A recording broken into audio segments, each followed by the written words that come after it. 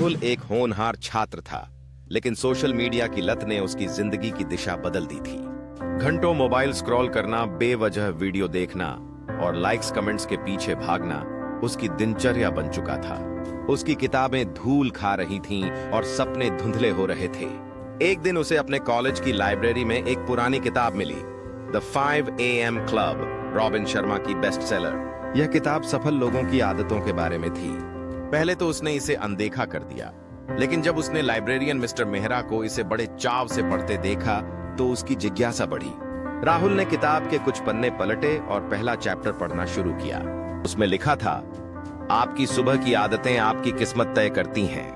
अगर आप दिन की शुरुआत अनुशासन के साथ करेंगे तो पूरी जिंदगी बदल सकती है। शब्द सीधे उसके दिल में उतर गए। उसने ठान लिया कि वह सोशल मीडिया पर बिताने वाले समय को कम करेगा और खुद में बदलाव लाएगा।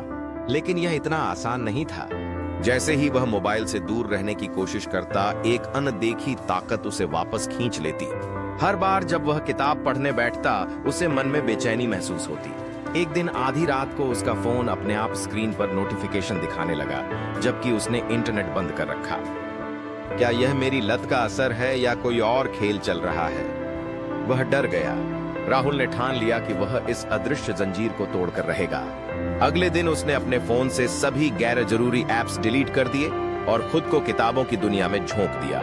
जब उसने द 5 AM क्लब पूरी पढ़ी तो उसे एहसास हुआ कि सफल लोगों में एक खास आदत होती है, सुबह जल्दी उठना और समय का सही उपयोग करना। धीरे धीरे उसने अपने दिन की शुरुआत एक अच्छी किताब और कसरत से करनी शुरू कर दी। मोबाइल अब सिर्फ जरूरी कामों के लिए इस्तेमाल होने लगा। कुछ ही महीनों में उसका आत्मविश्वास लौट आया और पढ़ाई में उसकी परफॉर्मेंस भी बेहतर हो गई। एक दिन उसे मिस्टर मेहरा ने एक और किताब दी, एटॉमिक हैबिट्स, जेम्स क्लियर। उन्होंने मुस्कुराते हुए कहा, पहली जंग तुम जीत चुके हो, लेकिन असली बदलाव तब आएगा जब तुम इसे बनाए रख सकोगे। राहुल समझ चुका था कि जिंदगी में बदलाव लाने के लिए सिर्फ एक दिन की कोशिश काफी नहीं होती। हर दिन की आदतें ही असली जादू करती हैं।